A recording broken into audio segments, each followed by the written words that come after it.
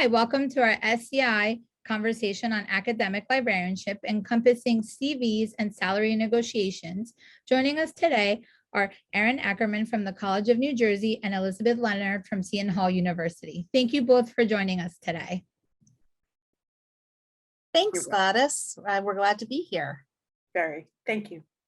All right, so I'm going to talk a little bit about cover letters and CVs for academic librarians. And unlike the title of the slide, I'm actually going to talk first about CVs, which are the historical record of your experience. This is what you're going to give to prospective employers to kind of sum up all of your education, your qualifications, your experience that are relevant for you potentially getting this job.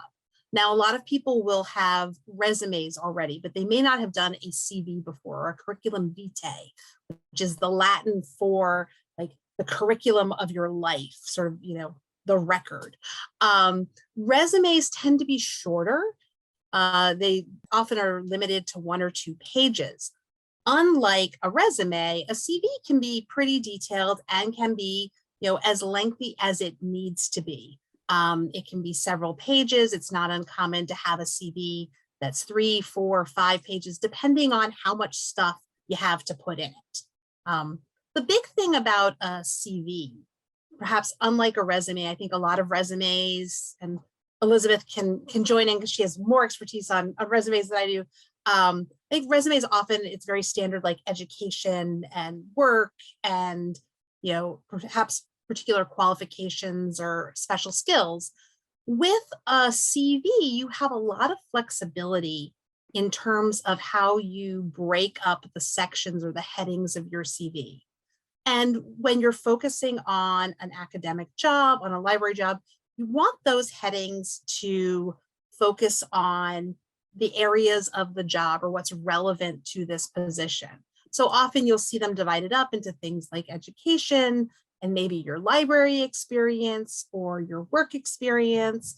That could be one section, it could be 2, like library experience, and then other types of work or skill experience. You might have a section on teaching and research or publications. This can vary. There's no one right way to do a CV as long as it speaks to the breadth and the particulars of your qualifications. Elizabeth, what would you add to that?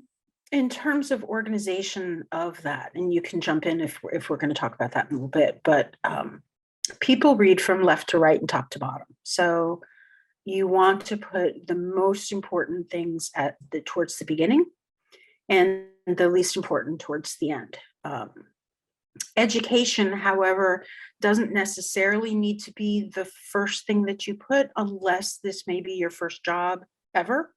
Once you've had a couple jobs, your experience tends to become more important than your actual education, especially because on a CV, especially, which is an academic document, you would generally put the letters after your name that you've earned in your higher education. So in my case, it's an MLIS because I went to Rutgers before you all became MIs. It's an MI now, isn't it? Yes, thank you. So you would have that afterwards, which would tell them what your education is without needing to put that section and take up a chunk of the first page. So, and in addition, each of the sections, when you're talking about these, and I'll let Erin get to it in a second, but when you're putting in the bullets, you want to try to think about which are the most important and which are the lesser important. And Erin, back to you. That's excellent. I hadn't thought about how important that, or maybe I'd assumed it, how important that first page is. Right. And, you know, you really want to make sure that you make that impression. And sometimes that if someone is scanning through them quickly, that they see everything they need on the first page. In terms of thinking about other tips, you know, some things that occurred to me are that, you know, when you're sort of filling out under those headings, whether you use bullet points or whether you use like a narrative paragraph format, you can do either. You want to think about, like, what did you do in the job or in the experience? How did you do it? What were the impact and outcomes? You can really give, because you're not limited in the way that you are with a resume, you can really elaborate on the substance of your experience. And we'll show you some, an example of that. I think it's really important. I don't care what the actual CV looks like, whether it's got, particular where the bolding, like there's no one way to do the style, but I think it's absolutely critical to have consistent formatting and verb tense. Like do all your headings the same way. If you're using active, voice, make sure, as opposed to passive voice, verb tenses, like go through and look for that. If it's your current stuff, use your present tense, do other things in past tense. Just really make sure that in your entries that's all consistent, because that is one way that you're demonstrating your writing skills, and also in some ways your computer skills in terms of how you present information to people. I generally suggest that for CVs, go with simple, go with something clean and attractive. There are a lot of really complicated resume templates out there with pictures and colors and graphics, and that's not very common in academic CVs. Academic CVs tend to be pretty black and white, and you can play with the whether you put one heading in bold or italics or whatever, but it's mostly top to bottom. Then, as Elizabeth said, it tends to be pretty straightforward. Would you agree, Elizabeth? I would. I'm not looking for attractiveness in a CV. I'm looking for content. I want substance and not style. That said, I would prefer not to have to look at Courier. Just it's not pleasant to look at for anybody. I would prefer sans serif fonts, obviously, than serif fonts. I think that's a more modern look, and it's easier from an accessibility standpoint. I also agree with your first bullet on doing, what you did, how you did it, impact outcomes. I think of that, and when I've taught resume classes and CV classes in the past, I talk about that as a CAR statement: concern, action, result, in terms of, what is, and concern is sometimes implied, what is the problem? How did you deal with it? What was the result of that? And that shows how you're tying what you do into the larger picture of the library, either the department or the university strategic plan, things like that. And that is a way to show that you're much more than just a simple, widget in a wheel. You understand how everything works together. So you can say, reorganize the reference section, which increased, in-house usage by 25%. Or something like that. And these are generally data that you may be able to get, but it shows that you're looking at not just making something look good, but also how it ties into making it work better. Excellent. So I thought I would show you an example of my CV from when I was coming out of library school. All right, so this is the CV I had coming out of Rutgers with my MLIS, because I, like Elizabeth, graduated before y'all moved to the MI. At that time, I didn't add the letters after my name, because I was coming out right out of library school and I wanted to show, hey, I just got my library degree. So I had it right. My education section was first. Now it's actually like several pages into my CV because I've done a lot more. I've been out a longer bit of time. I added all sorts of detail here. You don't always need this much detail. Let me know.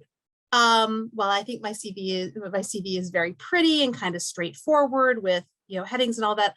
I'll note that I used serif fonts, which I hadn't thought at that time. We weren't thinking about accessibility concerns or weren't as knowledgeable about them. And I'm learning stuff even now in this presentation. So I'm thinking better, revise that for the next time I need a CV. So I, coming out of library school, I actually didn't have a ton of professional library experience. I had other jobs. So what I did was I had a section on library work experience to kind of highlight the stuff that I had done as a student employee. And then I had another section that was other work experience. Now today, and years later in my CV, I've got a section that's library work experience and another section this became academic and research, other academic and research experience. right? So I had a lot of things to add here, but again, you see, not very fancy. Here are the things I did, and here's why they mattered. And, you know, labeled on every single page, you know, in case someone prints it out and doesn't get the order right, and make sure to include, you know, all those important academic sections. And I'll just say so on this slide, as you get down to doing your CV, I've added some resources I like, and I hope that you'll find them useful. Again, there's no one way to write a CV, so the best way you can, you know, start doing it is really to start doing it. Just put the stuff down on paper, and then you can, or on a screen, and then you can, you know, start working with it. And one thing I found super helpful in terms of the development of my CV is that often when you go to library conferences, professional library conferences, there may be sessions for resume or CV review. I happened to sit down at ACRL in a long time ago with someone who was an academic librarian, and she took a look at my CV and she's like, oh, you want to move this thing here and move this thing here. And that formed the basis of the CV that I still use. So definitely look for those opportunities, show your CVs to other librarians, you know, ask your professors and supervisors, and good luck. So salary negotiation for academic librarians, this is very much an art rather than a science. So I'm going to talk about some general guidelines to help you all get to the point where you're comfortable being able to have this discussion with somebody who's offered you a job. Please note that there is no one size that fits all. This is only some guidelines and suggestions. Some of these suggestions will work very well and some of them will not work. So take what you like and leave the rest. So the first thing that you want to do when you go into a negotiation is to check for comparable salaries online. There are a couple places that you can do that. First, my favorite is New Jersey's Data Universe for public colleges and universities. And there's a link right there. Note that you can use this to look up public colleges and universities, but private colleges and universities are not required to provide this data, and they don't. So you're really only getting a subset and a subsection. You want to make sure that you're comparing apples to apples and rather not apples to oranges. So comparing community colleges to four-year universities is probably not the best thing. So but at least will give you a ballpark of what some salaries are being paid to what individuals and groups out there over your research. You can also take a look at the AAUP data for higher education. The compensation survey results kind of give you an idea as to what faculty are being paid across different institutions. It is not always relevant for librarians. Librarians do tend to be, and I'm sorry already about this, but they're often paid less than the average faculty member. You can also take a look at the Council of New Jersey State College Locals. Take a look to their current salary tables, and CUNY, we managed to get the CUNY salary schedules as well. Erin, I think you probably have a bit to say here. Yeah, so for colleges that have unionized faculty and staff, you know, these are examples of two large unions in our area. So the Council of New Jersey State College Locals is for the state colleges, including TCNJ, including Montclair State, including William Patterson, others. PSC CUNY is all of the City University of New York schools. And these salary schedules tell you what are the salary ranges and the individual steps that people are being paid. So if you get offered a particular number, you can find it on the salary table. And then, you know, if you want to negotiate, you can look, you know, a little bit upwards in the range. Thanks. Okay, some general guidelines for New Jersey. State-funded colleges and universities do pay more than the private schools. That is speaking obviously very generally, but I have found that to be true. Obviously, an exception is Princeton, but don't always assume that they will pay better than the other schools. Partially, the universities and the college, as Erin mentioned just prior, they have a union, and so unions can help raise salaries. You also have to consider what kind of job is it. Now, there's not a lot of consistency in New Jersey or elsewhere as to what type of position a librarian holds within a college or university. Some have full faculty status. They have tenure, they're eligible for sabbaticals, they're expected to produce scholarship in the same way that any faculty member does at the university. Then there are faculty members who might be non-tenure track. And within a department, you might have tenure track librarians and non-tenure track librarians in the same library because of the type of position that the library was able to secure, the type of funding. You also have adjunct positions. Adjunct positions do not tend to pay very well. And you may have seen the literature, the articles and newspapers about that across many publications. Then there is faculty status. Faculty status means that you are considered faculty, but you're not required to meet some of the scholarship or the publications, or you may not be eligible for sabbatical, and you're probably not eligible for tenure, but you are given as courtesy the title of faculty. You may have some voting rights in the university and faculty matters. Then there are some staff positions. Sometimes librarians choose to take a staff position for any number of reasons, or a position the library wants to fill, they're not able to secure a full faculty position, and so they treat it as staff. Or all faculty, or all librarians, excuse me, are treated as staff within that library because that's how the university perceives the employee. And then sometimes librarians will take administrative jobs. For example, I'm an assistant dean at Seton Hall University. My position is an administrative one. It is not considered faculty nor staff. Erin, do you have anything to add? I think you covered it. Okay. More guidelines. Union positions can have less to no negotiation possible. That kind of union position is generally a staff level union position. Faculty level union positions don't. They may have some more negotiation within their step system. So you may come in as a 1, but you can argue your way up to a salary for a step 5, which is how you sort of move through the salaries. Tenure track positions almost always pay more than non-tenure track positions. And tenure track positions generally get a bump or a raise when they get tenure or when they get an extra degree, because their education provides value to the position, and so they're paid for it. And faculty librarians generally have higher salaries than those without faculty status. Erin, do you have anything in here? Yeah, I'll add. I mean, I think the union, again, on the union point, that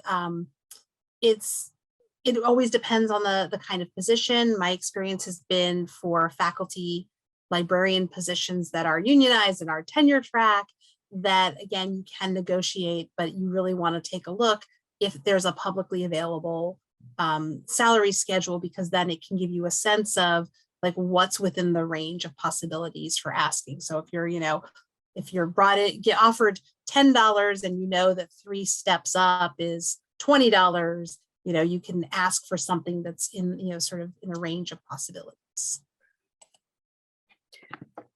The realities of library jobs are that women are paid less than men, even in academic libraries where women outnumber men. There are a number of reasons for this. I'm, not sure, but I'm sure that unconscious sexism is part of that. The research that has been done suggests that men are much more likely to negotiate than women and are much more successful when they do. The DOI is right there. They also have shown that early career librarians are less likely to negotiate because they're just glad that they get an offer, and manager, director, managers, deans are more likely to do so, to negotiate, and are successful. Erin, do you have anything to add? I would just strongly encourage everyone to negotiate, and I think you have some tips for them about ways to approach that. So I'll add in on that in a minute. Okay, that's great. You have nothing to lose by asking. a hiring manager is not going to rescind a job offer if you ask. And if they're they get extremely negative about it, then you might consider whether or not you want to belong to the organization. I know that's an easy thing to say since I have a position, and getting that first position or that second or that third or any position is really important. But unless they have said, we're inviting you to interview and the salary is X, then you probably have the ability to try to negotiate. And a good way to ask is there room for negotiation on this offer? Erin? Yeah, I think that makes a lot of sense. You can tell a lot about about the organization, or what the job will be like from people's reaction to you. And these are standard questions to ask. Asking, is there room for negotiation? Or I've noticed based on X that what's possible. Also, there's less room for negotiation in this, but it's perfectly also reasonable to ask about, can you speak to HR to understand what the benefits are that go with the position? Because it's not just salary, it's, what is the insurance like? Things like that. So you should definitely ask about that, because it's part of making an informed decision. And if you don't ask, you won't get what you haven't asked for. Right.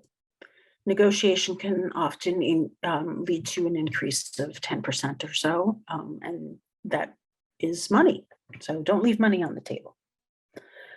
Finally, some basic ways to negotiate. There is no one way. I can't give you a script to walk in and sit down or to have a conversation. It's often on Zoom or on the phone.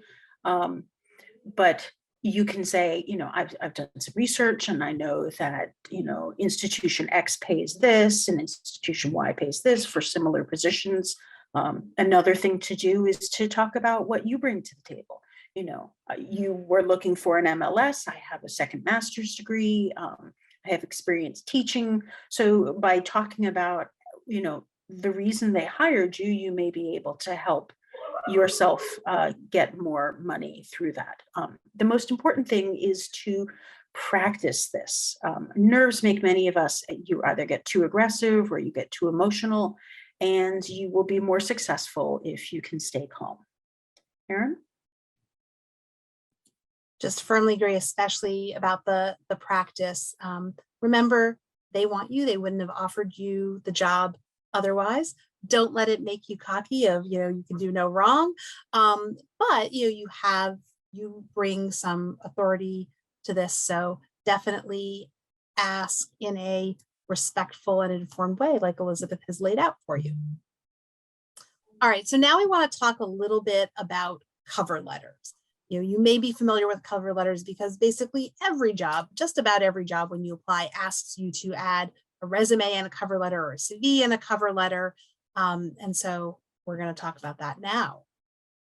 I think letters are often underappreciated for just how important they are.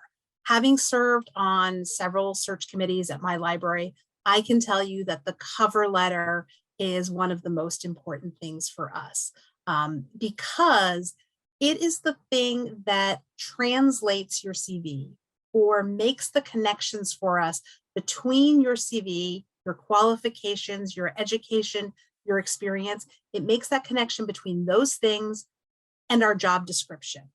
It tells us how you are going to meet the things that we say we require or we need or that we want you to do. And that's really, I think, if I could tell you only one thing about cover letters, I tell you that's your task. Your task in the letter is to say, here's how I can do this job. Here's how I meet your requirements.